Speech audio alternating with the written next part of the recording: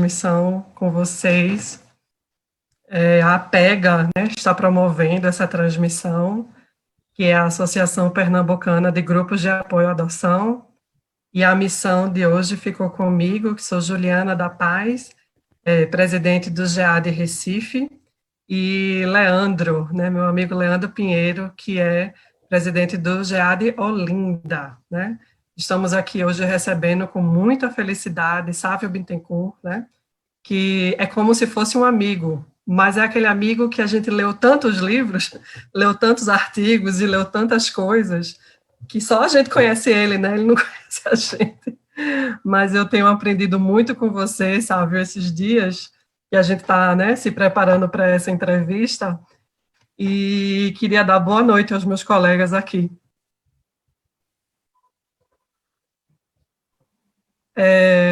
Boa noite. Boa noite, é um prazer estar aqui com vocês e dizer que amigo paga cerveja para o outro, né? Então, esse negócio de virtual é muito bom, tá falando com todo mundo e tal, mas isso não dispensa o povo de Olinda, o povo de Recife, de fazer uma recepção para mim, que não precisa nada de luxo, é cervejinha gelada, um caldinho de peixe, uma coisa boba, eu já fico plenamente satisfeito, entende? Então, isso não dispensa o carinho, o abraço e o cheiro pernambucano para falar num pernambucano maravilhoso, Luiz Schittini Filho, né? Ele fala, nós do Nordeste cheiramos as pessoas. Tinha um poeta uruguaio que era sempre citado pelo Fernando Freire, agora me falha o nome dele, mas ele dizia que depois de inventar tanta coisa, de inventar tantas formas de comunicação, nada superava o bom e velho beijo artesanal como forma de manifestação de carinho.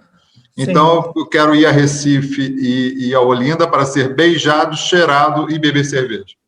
É isso. E isso em Olinda significa um maracatu passando nas ruas, um grupo de frevo passando, carnaval. Enfim, já é carnaval. Pois é, e já está convidado. Anotadíssimo aqui, sabe? E aí, nessas minhas pesquisas, né, que eu estava fazendo, né, sobre você, eu descobri, por exemplo, eu achava que você só era formado em Direito, né, e minha surpresa ao achar seu currículo Lattes é que você tem uma formação muito diversa, né, além de ser, né, formado em Direito, também se formou em Filosofia e em Pedagogia de Filosofia, né, também fez doutorado em Ciências, né, e Geografia, fez mestrado em História, né, e é um grande militante do movimento da adoção, né? E aí nos veio uma primeira curiosidade grande, assim, de como é que você se relacionou, né? Como é que você iniciou a sua relação com o universo da adoção e o que é que essa formação tão diversa ela traz para você, né? Na sua militância hoje da adoção. Lembrando aqui que também você é procurador, né? Atua profissionalmente como procurador da República aí no Rio de Janeiro, né? No seu estado. Então, começa dizendo o que é que essa formação tão diversa e o universo adotivo traz eu sou aqui, você, assim. Essa pergunta dá 4 horas de palestra, né? Mas, assim, eu sou procurador de Justiça de Infância e Juventude, porque aqui, no Ministério Público do Rio, nós temos no 2º grau a especialização. Então, na minha titularidade, na minha Procuradoria de Justiça, no Tribunal de Justiça, eu lido com os recursos dos processos de adoção, de destituição do poder familiar, de garantia de direito das crianças à educação, à saúde, esses processos, quando há recurso, e nós sabemos que em processo de adoção sempre há recurso, nós temos no Ministério Público os promotores de justiça que trabalharam lá em primeira instância e, na segunda instância, junto aos desembargadores, os procuradores de justiça. E, resumindo, o procurador de justiça é um promotor de justiça que ficou velho. Aconteceu comigo. E agora eu estou nessa função, mas o bom é que eu estou na função defendendo a infância, onde a decisão praticamente é definitiva, né, que é o Tribunal de Justiça. Raramente há uma modificação posterior para os tribunais superiores. E eu posso, inclusive, manter o processo vivo até o STJ ou até o STF, conforme o caso. Mas, geralmente, a coisa se resolve na segunda instância, na confirmação da sentença de destituição do poder familiar, da colocação da criança em uma família adotiva, e é uma coisa muito prazerosa de trabalhar. E o que veio hoje primeiro? Hoje é dia 24 de de agosto de 2020. Há 22 anos atrás, nasceu a minha primeira filha adotiva. Ela está completando 22 anos hoje. Nossa, feliz aniversário. E eu estou com muita saudade dela, porque ela estuda em Portugal, está lá com a irmã dela, longe de mim. Hoje já ligamos, já cantamos um parabéns para você. Agora já está bastante de noite lá, porque o fuso horário, no horário de verão deles, é de 4 horas. Mas Ana Laura, do Quintal da Casa de Ana, que foi o grupo de apoiador, o nome do Quintal da Casa de Ana é que as reuniões eram no quintal da casa dela, que era uma neném à época. Ela chegou para mim, eu a encontrei 3 dias depois de nascer, foi uma história muito louca, porque a Bárbara estava grávida de 8 meses de um menino chamado Pedro Gabriel, que é irmão gêmeo da Ana, só que ele tem cara de português igual a minha, e a Ana é negra, né, da cor da África, uma mulata linda. E eles são irmãos gêmeos, né? Gêmeos brasileiros, assim, do coração, gêmeos brasileiros de alma, gêmeos brasileiros do DNA da alma. E foi por isso que eu entrei na adoção, porque quando eu combinei com a Bárbara que a gente ia adotar alguém, no momento que ela ficou grávida do segundo filho, porque eu já tinha um menininho de 3 anos, a gente falou, bom, a gente vai adotar 3, quer dizer, vai adotar 3, a gente vai adotar uma, vamos ficar com 3, 2 biológicos, um adotivo, e fechamos nossa produção. Deu errado, nós temos 5 filhos, né? Não deu certo a minha matemática, acabou, nós temos 5 filhos e por enquanto eu só tenho 5 filhos que eu conheça e tá bom, por enquanto eu acho que está de bom tamanho, né? Os meus cabelos brancos estão começando a denunciar que daqui a pouco vem os netos e não mais filhos. Sim. Mas enfim, foi aí que eu fui para adoção, foi aí que eu descobri que os abrigos estavam cheios de crianças que não estavam disponíveis para adoção, que não tinham pais e mães de verdade, embora tivessem vinculações com suas famílias de origem, e que estavam lá vegetando nas instituições. Eu já era promotor de justiça, não atuava na área da infância, mas não tinha noção do grau de crueldade do abandono de crianças em instituição no Brasil, e naquela época, em 1997, né, há 22 anos atrás. E com a procura da Ana, né, com a procura desse filho adotivo, eu comecei a me deparar com algo completamente engessado, estranho, que ninguém tinha informação, que era segredo de justiça, que ninguém pode tirar foto, que ninguém pode ver, mas as crianças têm pais e mães, fique tranquilo, porque aqui não tem. E aí aquela coisa começou a acontecer. A Ana aconteceu por completo acaso na cidade que eu residia na época, e na época não havia Cadastro Nacional de Adoção, Sistema Nacional de Adoção, não havia internet direito, estava começando, né? Estava começando alguma coisa de internet, não tinha... Cada comarca tinha um registro de pessoas habilitadas, era tudo muito compartimentado. Na minha comarca não tinha ninguém habilitado para adoção, por isso eu adotei uma criança muito pequena naquela época, sem furar fila, porque não havia fila. É bom explicar as coisas, porque hoje em dia a coisa é tão saturada de informação que as pessoas podem ter uma impressão errada. Foi isso que me trouxe. E aí, 2 anos depois, a gente fundou o Quintal da Casa de Ana.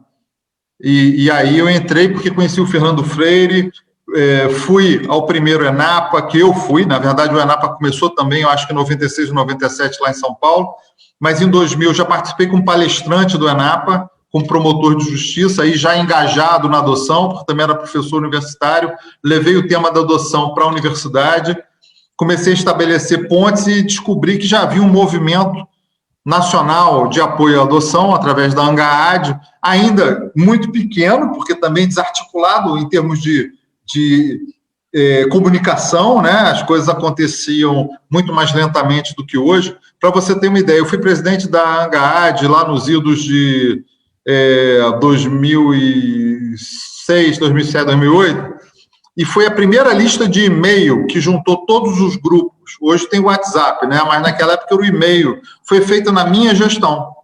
Então era tudo muito artesanal. E aí me engajei completamente no processo, porque identifiquei uma luta justa de se lutar, um bom combate, uma boa forma de gastar esses 20 anos. O Quintal da Casa de Ana completa no dia 27, que foi o dia que a Ana chegou para a gente, né? Ela nasceu no dia 24, mas a gente só a descobriu no dia 27, e o Quintal da Casa de Ana foi simbolicamente fundado, então, 2 anos depois que ela nasceu, e completa na quarta-feira, na quinta-feira, completa 20 anos de grupo de apoio à adoção, fundado por mim e por Bárbara, no quintal da minha casa.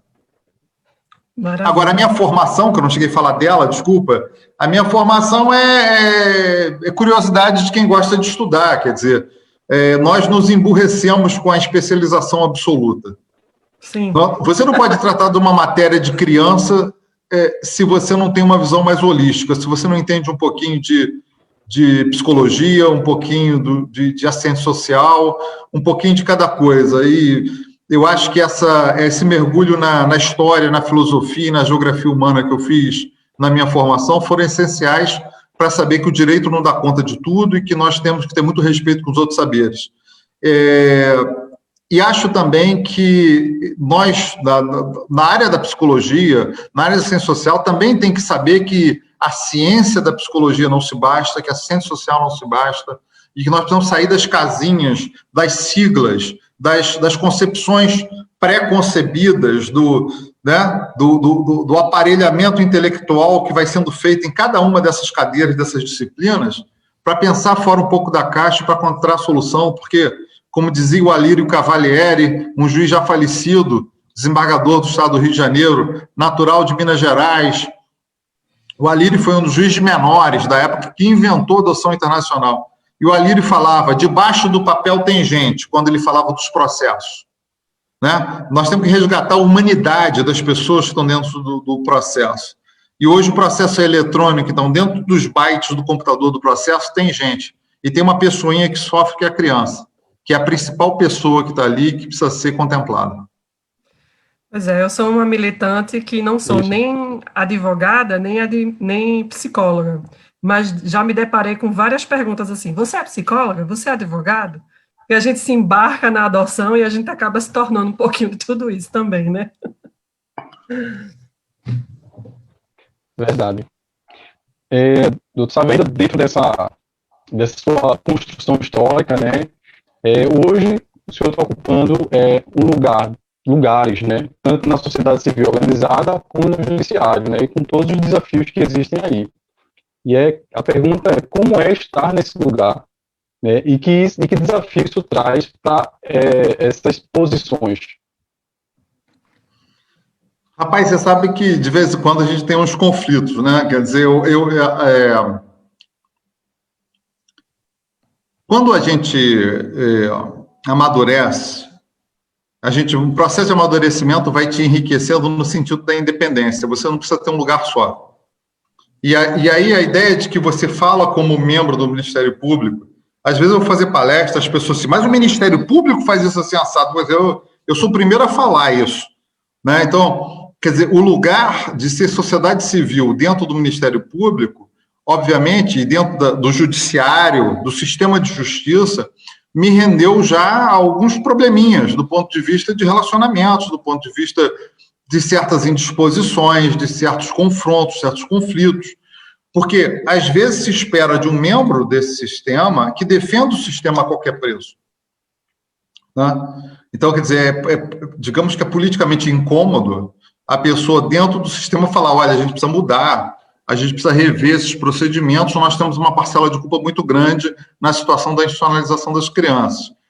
É delicado se falar isso, mas nós temos que tomar uma decisão na vida. Se a gente quer fazer uma política tal que a gente precise parar de falar a verdade, ou que pensa que pode não ser a verdade, mas pelo menos aquilo que você acredita e que você quer compartilhar, até para dar oportunidade para as pessoas te convencerem do contrário. Né? Mas você fazer um discurso adequado à sua instituição, adequado ao sistema, e eu vejo muita gente fazendo isso, faz um discurso que não é crítico internamente e, ao mesmo tempo, é crítico com os outros, é crítico com a política, é crítico com o Estado, com o governo, e aí faz um discurso em defesa daquela criança que foi estuprada, daquela criança que foi vítima de bala perdida, etc. É um discurso que todo mundo faz e qualquer um faz. O problema é você fazer o discurso que mostra que a tua instituição, que os teus parceiros institucionais têm condutas que precisam ser modificadas. Mas eu pergunto, qual é o real espírito de corpo das instituições? Qual o espírito de corpo que é efetivamente democrático? É o espírito de corpo que protege a incompetência, é o espírito de corpo que a expõe e que debate ela com a sociedade civil e fala assim, vamos, sem dedo em riste, sem acusações pesadas, vamos modificar o que precisa ser modificado. Né? É o espírito de um Luiz Carlos Figueiredo, desembargador desse Estado maravilhoso e corregedor geral de justiça do vosso Estado, que é uma pessoa maravilhosa que justamente faz isso. Ele pretende aperfeiçoar o sistema e dedica a carreira dele a esse aperfeiçoamento. Ele pretende aperfeiçoar a atuação dos juízes e faz isso de uma forma muito habilidosa, mas faz isso de uma forma concretamente corajosa, que é apontar o que precisa ser feito e ocupar os cargos que ele ocupa com a competência que tem, com o respaldo pessoal que tem na carreira dele, no estado dele, para tentar fazer essas implementações. Eu acho que esse é o caminho correto. Então, na sociedade civil, eu ajo da mesma forma. Eu acho, às vezes, eu sou muito crítico com a ANGAAD, com grupos de apoio à adoção. Eu acho que os grupos de apoio à adoção precisam ser independentes. Eles não podem mudar o discurso para poder obter subsídios do poder público. É melhor ser uma ONG pequena e pobre, mas independente, que possa negociar altivamente com juízes, promotores, porque estamos no exercício da cidadania democrática, do que ser uma ONG que tem um monte de projeto aprovado por todos os conselhos do mundo e recebe um monte de dinheiro, emprega um monte de gente, mas perde a essência de luta que é essencial a essas instâncias. Perfeito. Pois é, e indo aí nesse tema, né, o GEAD é quase gêmeo, né, do Quintal de Ana, tem aí esse tempo de atuação também. A diferença é que ele nasceu nas salas da Universidade Federal Rural, né, de Pernambuco, Eneri, Schettini ali, falando, né, de suas experiências como praticantes da adoção, né, não existiam especialistas, né, de adoção, existiam pais adotivos, né, que estavam lidando ali com situações cotidianas, né, e eu imagino que tenha sido mais ou menos a sua experiência também, né, só que no quintal de casa, né, literalmente. E aí eu queria que você pudesse, a partir dessa visão histórica, né, de mais de 2 décadas de movimento de adoção, falasse sobre esse papel, né, dos grupos de apoio à adoção, como é que esse papel vem se transformando, né, desde o início até hoje, que eu tenho aí 8 anos dentro dos grupos de apoio à adoção, já vejo em 8 anos as mudanças, né, de discussões que a gente tinha lá no início e as discussões que a gente tem hoje. E aí amplia um pouco mais essa visão da gente. Como é que os grupos de apoio à adoção e o papel deles vem se transformando nesse tempo? Juliana, Leandro e o Júlio, que nos ouve aí no background, que nos dá apoio, eu quero dizer o seguinte, o grupo de apoio à adoção é o Greenpeace das crianças institucionalizadas. E tem que ter a coragem de, igual o ambientalista faz, de botar peixe morto na porta do banco que financia poluidor. Eu acho que o grupo de apoio à adoção precisa assumir o seu papel de cidadania e não ter medo da autoridade constituída. Promotor, juiz, equipe técnica são servidores públicos. São servidores públicos importantes que precisam ser respeitados, mas que podem ser acessados e devem ser acessíveis aos grupos de apoio à adoção e à cidadania. Então, eu acho que o grupo de apoio à adoção precisa assumir esse papel de transformador e como tem assumido. Eu acho que nós conseguimos muita coisa. Se olhar para trás, o papel da ANGAAD nas modificações legislativas, né, sempre tem, quando a gente vai fazer uma lei sobre adoção, para facilitar o processo de adoção, sempre tem que uma espécie de outro lado, que é quem defende o biologismo e cria uma falsa ideologia democrática para defender a família de origem, quando nenhum grupo de apoio à adoção propôs tirar nenhuma criança de nenhuma família amorosa. Nunca. Em nenhum lugar. Então, essa dicotomia é uma dicotomia falsa, criada, para justamente enfraquecer o pleito pelo reconhecimento da adoção como uma paternidade de primeira grandeza. E esse é o discurso que o grupo de apoio à adoção não pode perder, não pode se deixar intimidar. E eu acho que esse é o papel do grupo de apoio à adoção, ser, digamos, o interlocutor das crianças que não têm voz, ser a tinta que vai pintar as crianças invisíveis, a tinta de amor, né? Que vai dar visibilidade a essas pessoas que estão varridas para debaixo do tapete da sociedade. Nós precisamos ir lá, tirá-las de lá. Nós precisamos dizer, essas crianças precisam voltar para suas famílias de origem. E aquelas que não tiverem a oportunidade de, em curtíssimo espaço de tempo, voltar para sua família de origem, têm que ser colocadas em família substituta. Preferencialmente pela adoção, que é a forma que garante mais direito, que garante nome, que garante alimentos, que garante herança, que garante todos os direitos que um filho tem. Para pessoas que estão habilitadas e esperando, já foram testadas pelo Estado para tal fim.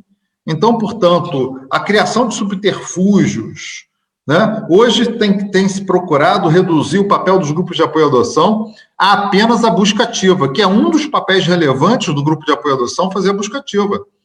Mas a busca ativa dizendo, olha só, tem essas crianças aqui que ninguém quer, o papel da adoção é para elas. Essas crianças aqui, quem tem que queira, nós vamos tentar devolver a qualquer custo para a sua família biológica, mesmo que elas sejam traumatizadas. Se der errado durante 5 anos, e essas crianças forem trucidadas em seu amor próprio, aí nós chamamos vocês para fazerem a busca ativa. Então, hoje, a busca ativa é importantíssima e nós precisamos arrumar pais para todas as crianças, né? Aí, em Recife, começou um movimento maravilhoso que conseguiu botar crianças, adolescentes que não eram vistos, em famílias amorosas, superando uma improbabilidade, um ceticismo desses outros, todas as pessoas que acham que a gente não tem capacidade de amar. Mas nós precisamos lutar e não podemos perder esse foco para que cada criança institucionalizada em ter idade, pequenininha, tenha uma resposta imediata para o seu abandono. Nós não podemos conviver, não. Vamos esperar 1 ano e meio, vamos buscar por 180 dias a família extensa.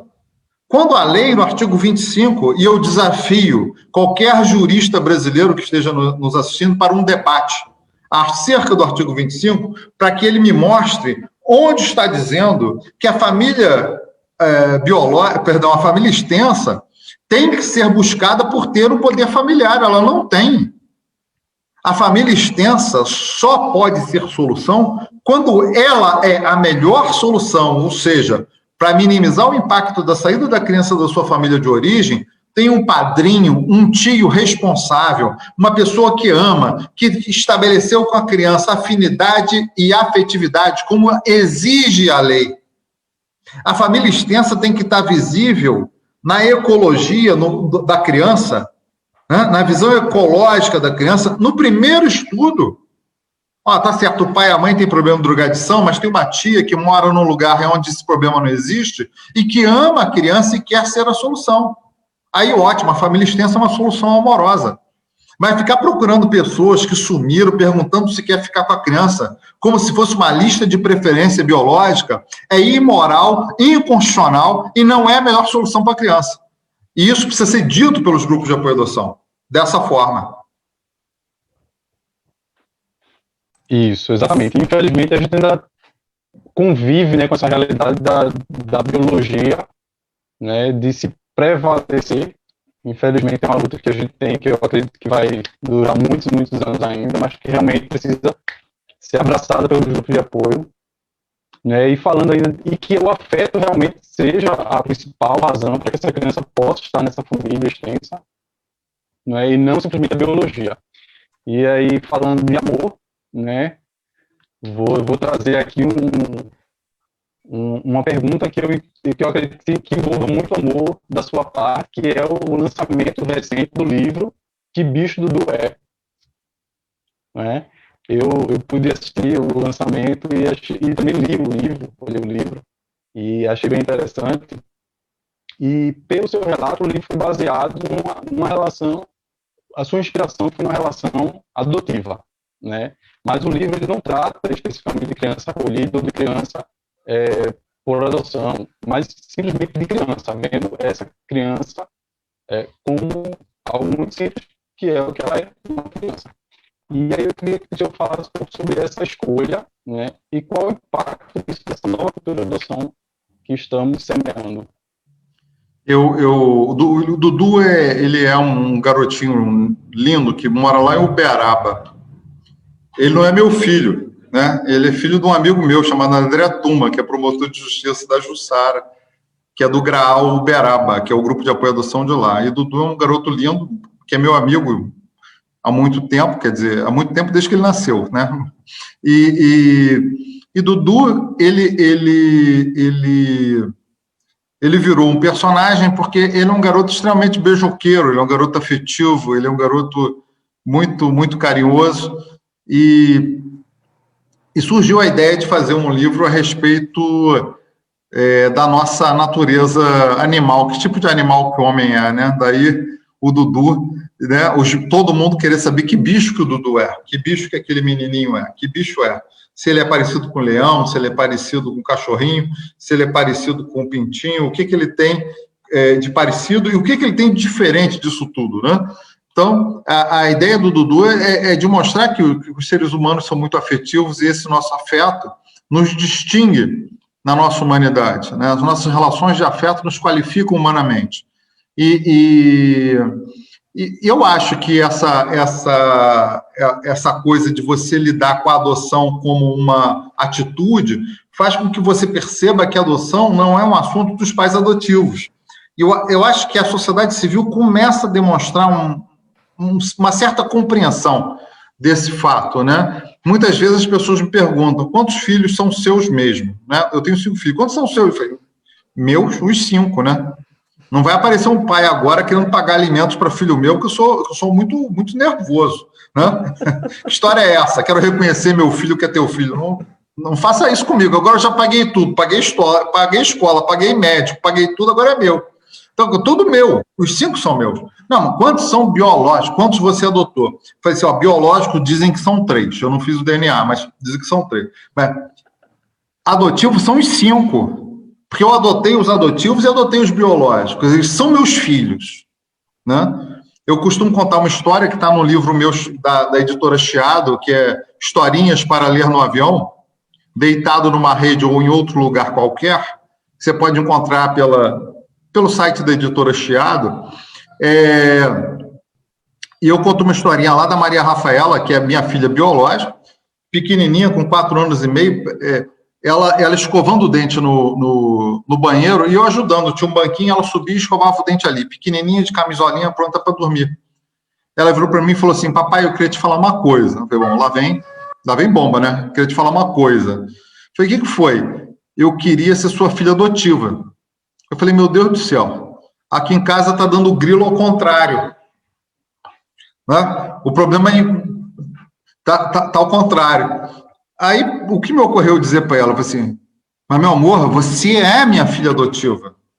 Você é minha filha adotiva. Ela falou para mim, papai, eu não sou sua filha biológica? Eu falei, meu amor, você é minha filha biológica. Mas, olha só, quem te leva para a escola? Você e mamãe. Quem te leva para passear, para a gente ir na casa da vovó, para a gente ir no shopping, no parquinho? Você e mamãe. Quem te leva para ir para o zoológico? Você e mamãe. Então, viu? Eu sou seu pai adotivo, eu te adoto todo dia. Ela virou e falou assim, é isso? Eu falei, é isso. Ela me abraçou, me deu um monte de beijinho e a gente foi dormir satisfeito. E naquele dia eu tinha compreendido, eu fui forçado a compreender que todos os nossos filhos, quando amados, são efetivamente adotivos. Todos nós, o Luiz Schettini fala isso, todo ser humano, para ser completo, tem que ser criado biologicamente, portanto é filho biológico, mas tem que ser amado integralmente. Portanto, nós que fomos amados integralmente, fomos filhos adotivos, inclusive dos nossos pais biológicos. Sim, e a pergunta agora vai para esse lugar, sabe, porque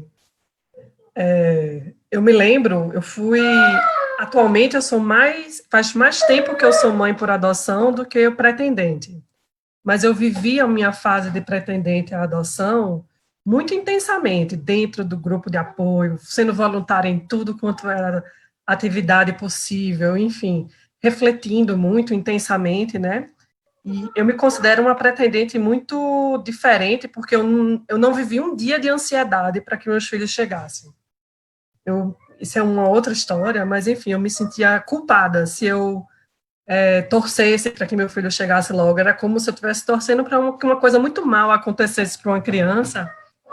E isso, enfim, e aí seria quase que uma responsabilidade minha aquilo, sabe? E nesses meus processos, eu pensava, como é que eu vou saber que eu vou amar aquela criança? Ficava me perguntando, né? Como eu vou saber que eu amei, né? Porque, ok, já estou sabendo aqui que vai ter um processo de adaptação e que vai ser muito estranho. Quando o amor chega, como vai ser? Eu tinha essa pergunta, né? E aí, o dia que o amor chegou, foi um dia foi muito engraçado. Eu tenho gêmeos também, mas eles são de idades diferentes. Eles chegaram com 4 e 2 anos de idade, né? Mas chegaram no mesmo dia. Então, eu digo que são meus gêmeos de idades diferentes. E o meu filho mais novo, ele não sabia falar e ele me chamava de Teté. Eram as duas únicas palavras que ele falava, Teté. E aí, Teté para cá, Teté para lá. Um dia eu acordei, fui lá trocar a fralda dele, fazendo aqueles mimos, né? Bom dia, mamãe, como é que foi de noite e tal? E ele olhou para minha cara pela primeira vez, depois de 4 meses comigo, e fez, mamãe?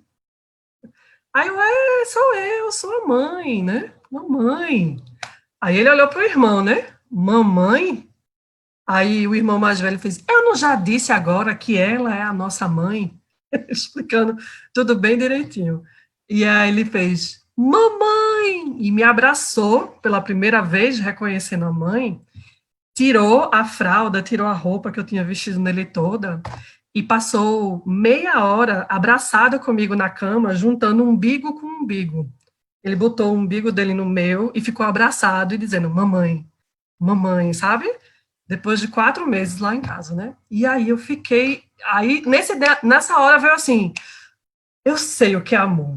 Eu sei o que é amor agora, né? Amor é isso, assim, é você reconhecer que a maternidade aconteceu e que a filiação aconteceu, né? Então, você tem 5 filhos adotivos. Eu estou aqui super curiosa para saber como é que você realizou, como é que você percebeu pela primeira vez que adoção e amor são sinônimos, né? Porque foi nesse dia que isso deixou de ser teórico para mim e passou a ser concreto, né? Como é que foi sua experiência com isso? Eu já tinha filho biológico e estava plenamente satisfeito, quando a minha experiência não passou pelo fato de não ter filho. Então, a minha história foi diferente. Eu achei sua história linda, emocionante. Mas a minha história foi assim, eu tinha um filho de 3 anos já e estava muito feliz com aquela criança, né?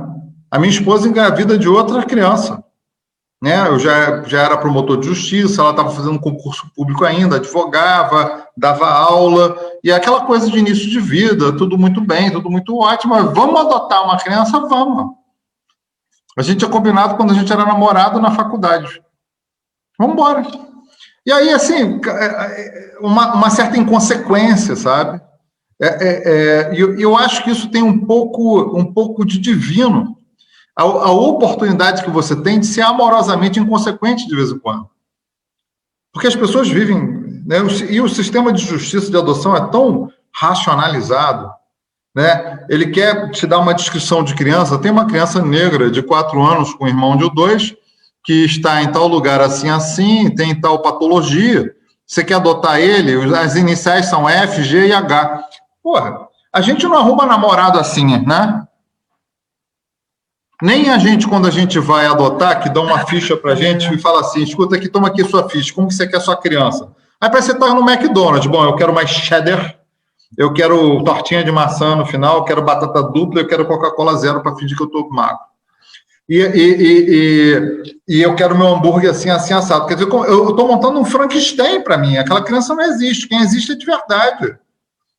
Mas se deixar, o que você quer namorar? Eu quero namorar um homem lindo. Eu quero namorar um homem de 1,85 m, rico, né? 30 anos, solteiro, ou esse cara gosta também do outro homem rico, solteiro, bonito.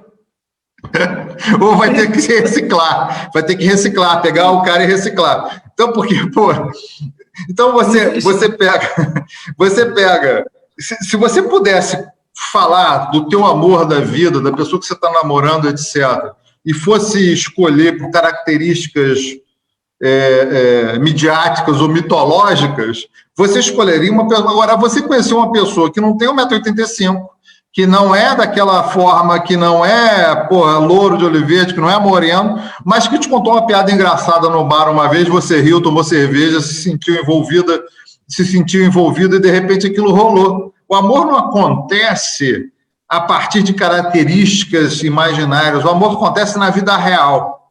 É por isso que nós temos que dar visibilidade para as crianças, né? Para permitir os encontros de amor. Os encontros de amor são assim: vamos colar os nossos umbigos um dia e vamos nos amar profundamente para sempre, como se a gente estivesse se ligando.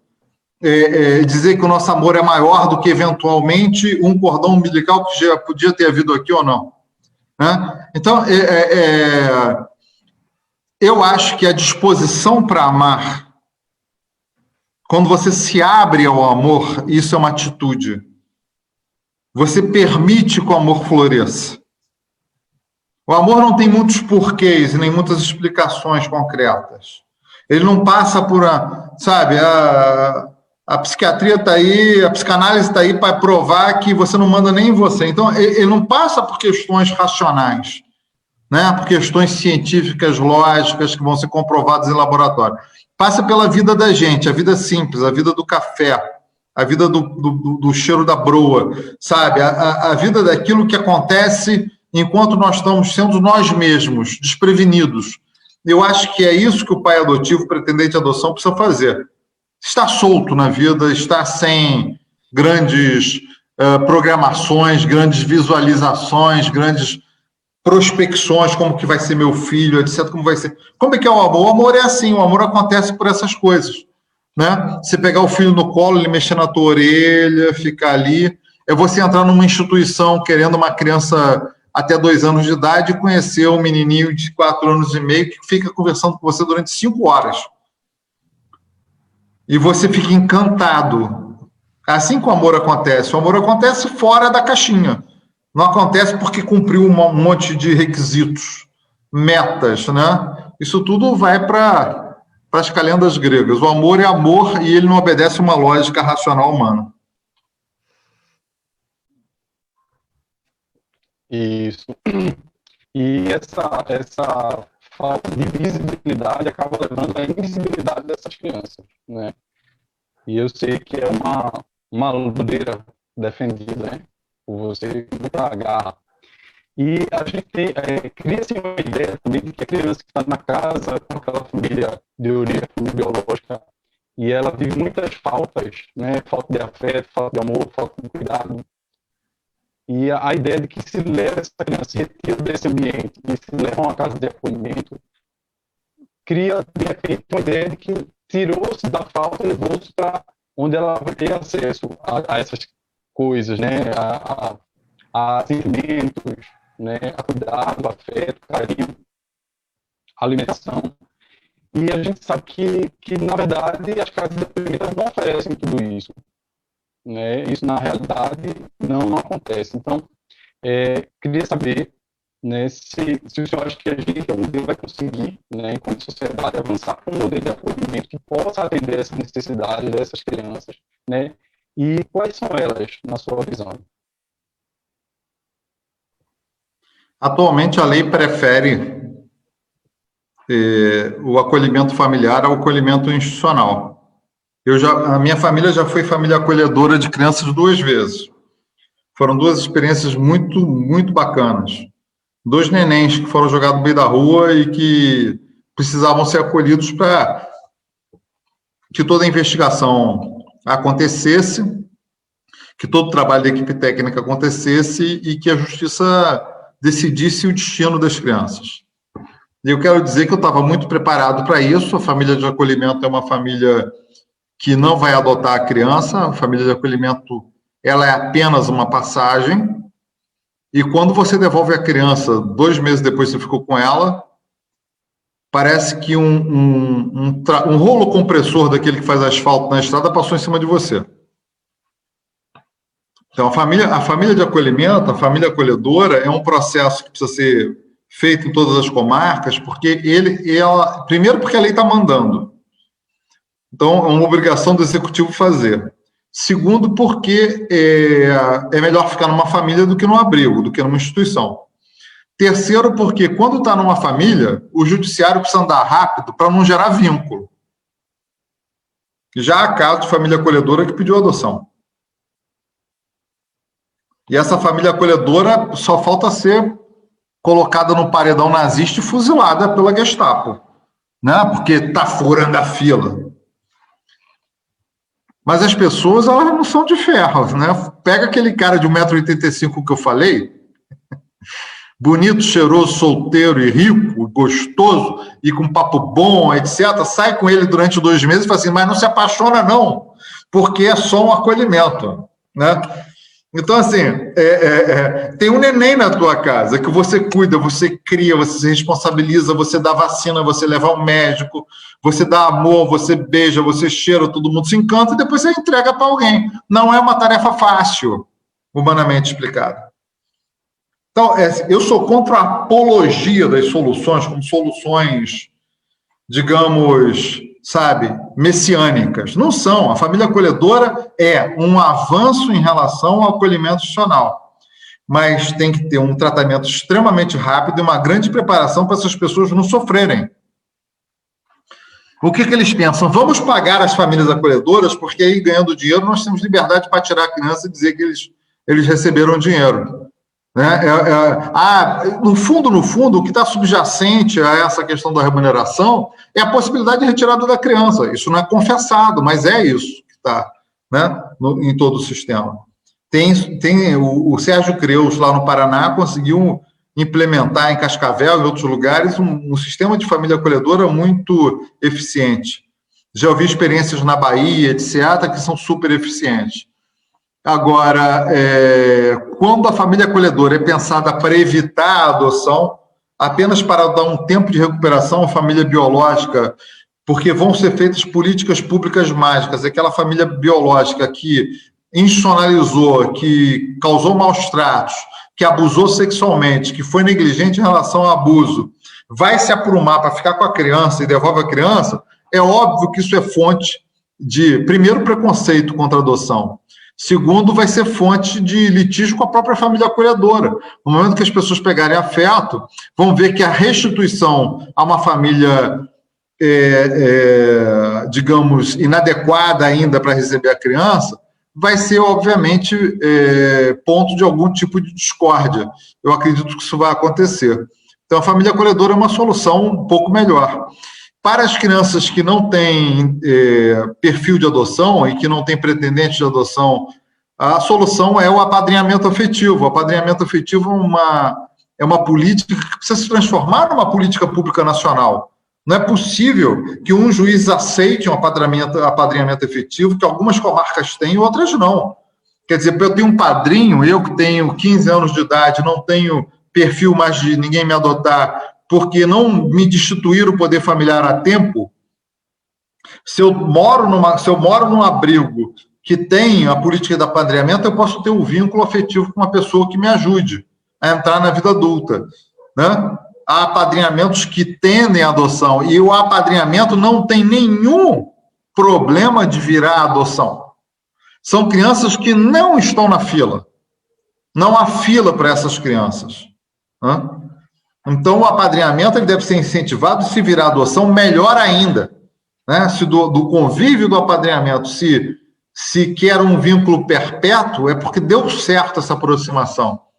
Então, o apadrinhamento é uma solução que tem que ser uniformizada no Brasil, todas as comarcas têm que ter, como também as famílias acolhedoras, que são famílias transitórias. Agora, a solução boa mesmo é a família definitiva. Essa que é a solução ótima para tudo que é criança. Existe uma visão em certas comarcas, sabe, de que o apadrinhamento que se transforma em adoção, eu já escutei isso, certo? Se a gente permitir que os pretendentes para adoção façam apadrinhamento, é como se a gente estivesse permitindo um test drive, né, de crianças, para ver se dá certo ou não dá.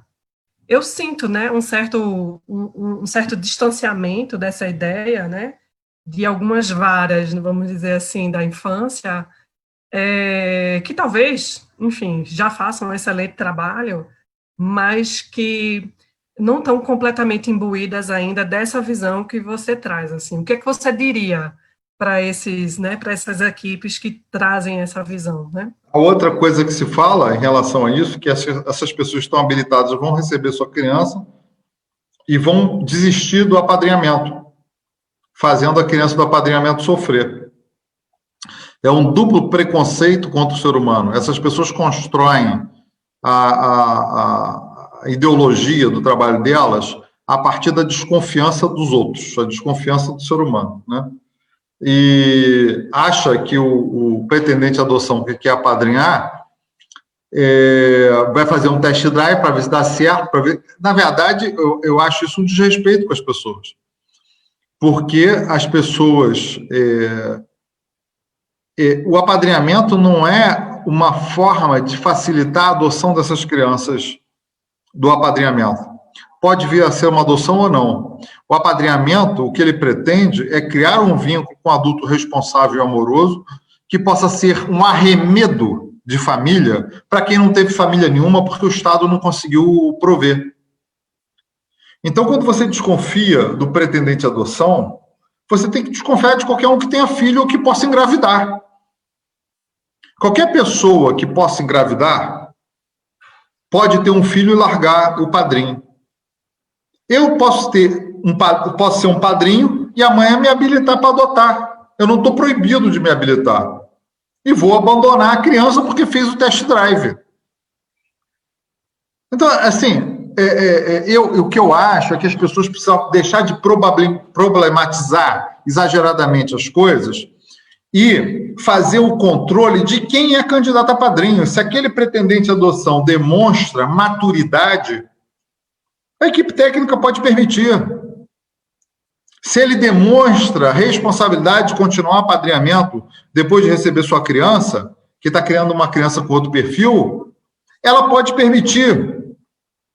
Agora, pressupor que nenhum dos pretendentes, dos 30 e tantos mil pretendentes brasileiros, tem capacidade de apadrinhar e adotar ao mesmo tempo, de ser pai e apadrinhar ao mesmo tempo, é algo absolutamente insustentável do ponto de vista de largar fora essa massa de pessoas que está se envolvendo com o problema, que pode ser tocado pelo problema, em função de um preconceito exercido para deixar 2 ou 3 crianças infelizes, por 2 ou 3 insucessos, nós vamos proibir que todas sejam felizes, né? Que todas sejam atendidas.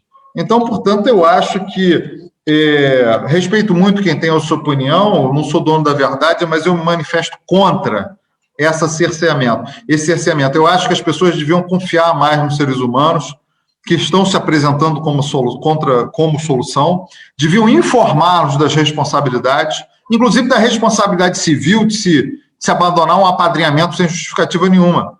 Quer dizer, você cria outras formas de gerar responsabilidade nas pessoas, de gerar compromisso, mas não trata todas como se fossem canalhas inescrupulosos, que é o que acontece hoje.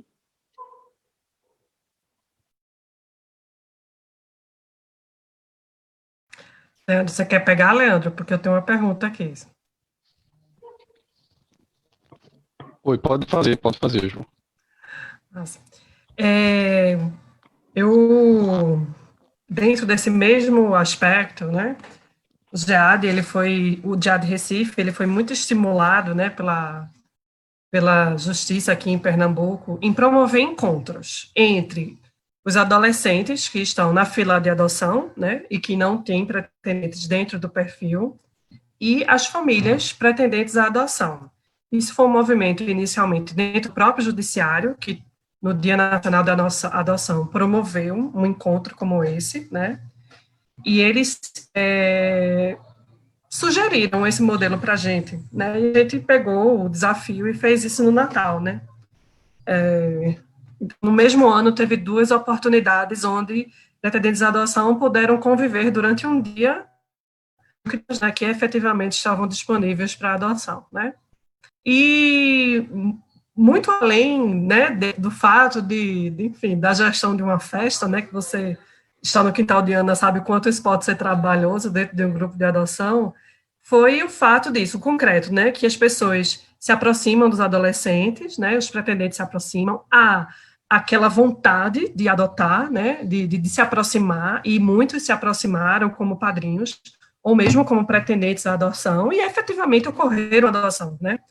Nesse caso específico, houve 3 adoções.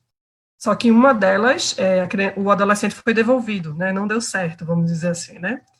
E a gente sempre lida com esse, né, como grupo de apoio à adoção, a gente sempre lida com esse debate, né? O que é que a gente falhou no preparo dessa família, né? Porque e temos também um papel muito importante nisso aqui em Pernambuco, especificamente, né? Para entrar na fila de adoção, qualquer pretendente ele tem que assistir pelo menos 4 palestras do GEAD Recife, né? Tem que participar de 4 encontros do grupo. Então, efetivamente, a gente tem um papel nesse preparo, né? Que a gente se sente um pouco responsável por isso também. Ao mesmo tempo que a gente precisa de permissão para entrar na casa das pessoas, né? Para entrar nos aspectos concretos que levam à devolução. E eu, como presidente do GEAD Recife, não tenho uma visão clara hoje de tudo que leva uma família a devolver uma criança depois de 4, 5 meses de convivência. E não é apenas adolescentes que acontecem isso, né? Efetivamente, a última estatística que tem sobre isso é que 50% das adoções dão errados na primeira vez, né? Meus filhos chegaram com 4 e 2 anos, eles foram devolvidos por uma família, né? Eu já fui a segunda família deles. Então, efetivamente, o problema das devoluções, né? Que eu não sei se tem a ver com preparo, que eu não sei se tem a ver com o quê, eu não, sabe? E a gente convive dentro do grupo de adoção sempre com isso, né? A devolução como se fosse uma sombra do nosso trabalho, né? Como é que a justiça vê isso? Como é que vocês, no Quintal de Ana, lidam com esse tema da devolução, né? E se ele deveria ser e se ele é realmente essa sombra que nos persegue, porque onde há sombra há luz, né? Enfim, onde há luz há sombra, né? Se é o reverso da medalha ou se é alguma coisa que de fato a gente possa fazer para evitar, para combater. Juliana, com todos os nossos espectadores, assistentes, eu vou ser absolutamente transparente. Como o Judiciário vê, e o Ministério Público vê, mal, vê pessimamente a devolução. A devolução não pode ser vista como uma coisa boa por ninguém, todo mundo vê mal. Grupo de adoção vê mal, todo mundo vê mal.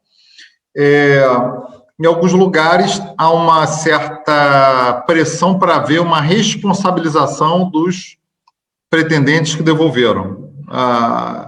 Já há casos de ação de responsabilidade civil, ações que são propostas para responsabilizar por tratamentos que são decorrentes do abandono posterior, né, da devolução, etc. Então, dito isso, eu acho que nós, grupos de apoio à adoção, temos a responsabilidade de fazermos a preparação e fazermos também um pós-adoção. Eu acho que é um passo gigantesco que os grupos podem dar, porque, a despeito de ninguém gostar da devolução, a despeito de ser uma crueldade com a criança, e a despeito de ser algo que nos incomoda, que nós temos que lutar contra, as relações humanas não são matemática. Então, vige para o pretendente de adoção, não. Você veio aqui, se comprometeu, você assinou uma ficha que você queria, então, portanto, você vai ter que aguentar tudo. E as pessoas têm limites que nós não conhecemos. Há pessoas que fazem devoluções, tá? Há casos de insucesso de adoção, que são, em grande parte, motivados pela conduta do adolescente que não quer ser adotado em determinado ponto. Ele começou um processo de adoção, mas em determinado ponto aquilo começa a incomodá-lo de tal forma em que ele boicota tanto aquela relação que a criatura que está adotando não aguenta. Então, sem querer passar a mão em devoluções que são irresponsáveis, caprichosas e ridículas, nós temos que entender que há casos em que as pessoas que estão devolvendo sofrem e precisam ser respeitadas nesse sofrimento e entendidas nesse sofrimento. Eu não sei de onde você tirou essa estatística que você citou. Depois você me conta que 50% é errado. Eu não tenho essa perspectiva no Rio de Janeiro.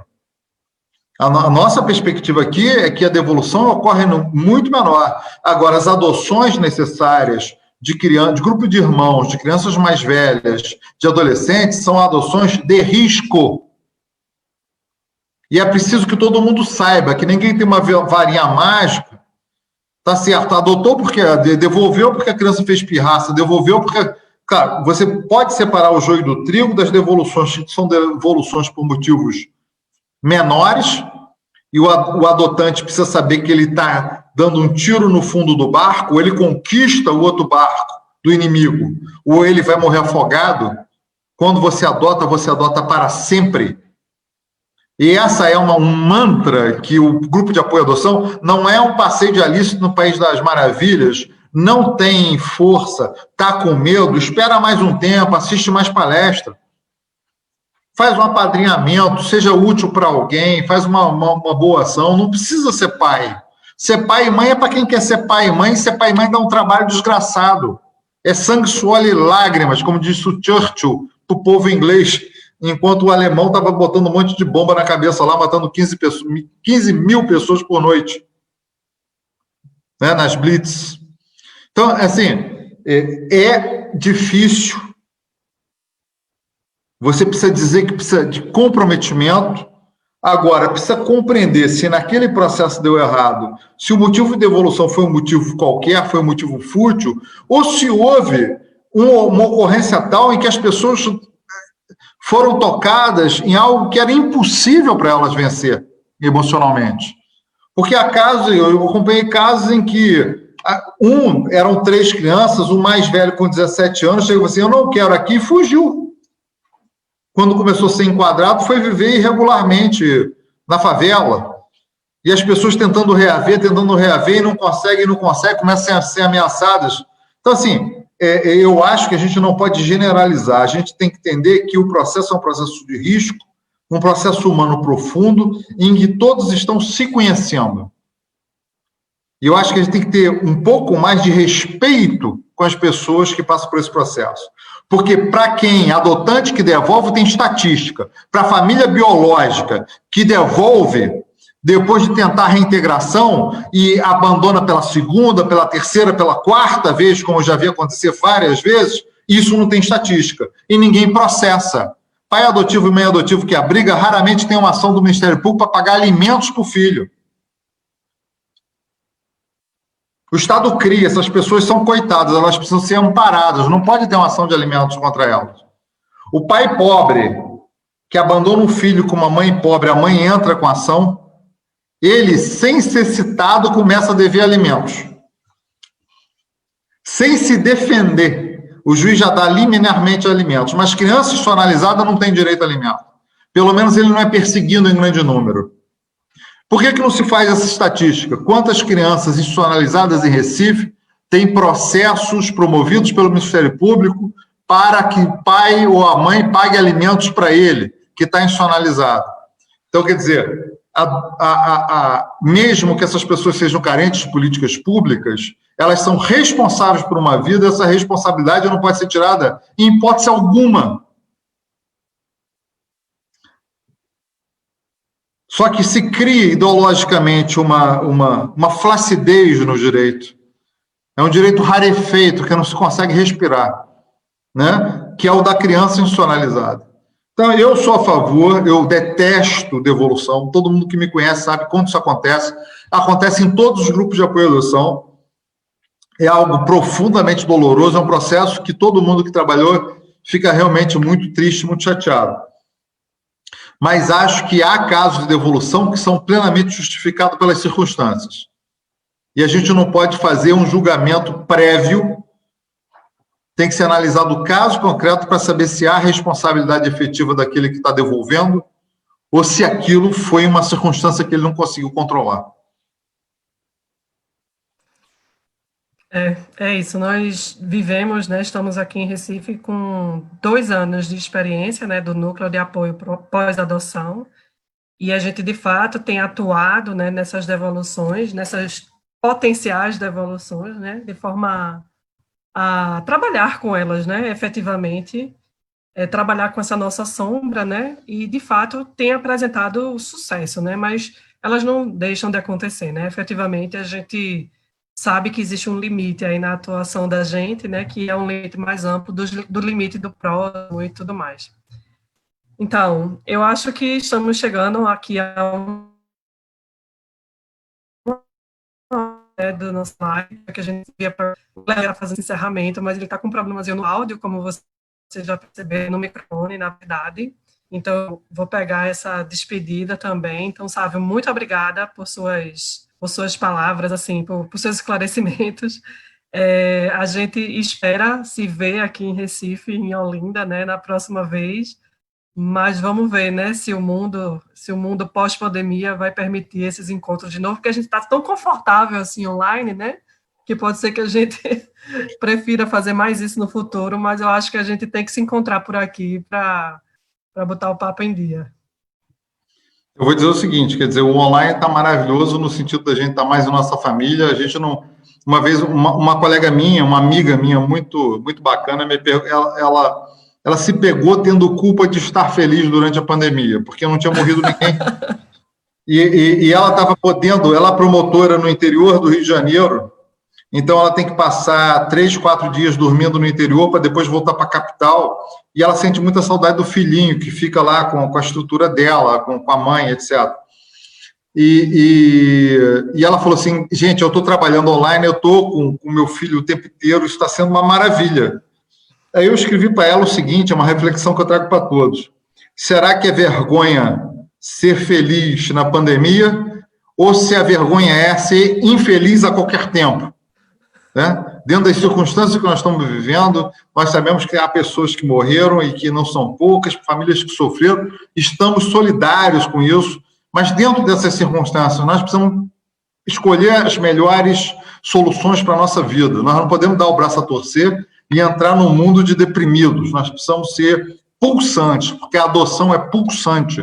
A adoção é vida, vida que pulsa, vida que não se submete ao sangue, vida que não se submete a uma tipologia, uma vida que enfrenta os preconceitos raciais, preconceitos homofóbicos, vida que transforma a vida dos outros por amor e a nossa vida, e de quem ama, também se transforma por amor. E é por isso que eu vou continuar comparecendo às lives dos GEADs, dos grupos de Pernambuco, e é por isso que eu não dispenso o convite para ir tomar caldinho de peixe e tomar cerveja em Recife, em Olinda, em Petrolina, em outras cidades maravilhosas de Pernambuco. Estou à disposição de todos. Assim que a gente puder se encontrar, vou aí cheirá-los e ser cheirado por vocês. Muito obrigado pela oportunidade. É isso. É isso. Tem sido uma quarentena próspera para os grupos de apoio à adoção, que tem se multiplicado mesmo com a pandemia, né? Então, muito obrigada. Leandro, obrigada por você estar aqui com a gente também. Eu fico muito feliz, agradeço ao canal, né? E aí, Belo Jardim, que está apoiando tecnicamente essa live também, e todo o grupo do Apega, Valério, Charles, todo mundo que trabalhou muito para essa live ser possível. Muito obrigadas a todos e boa noite, pessoal.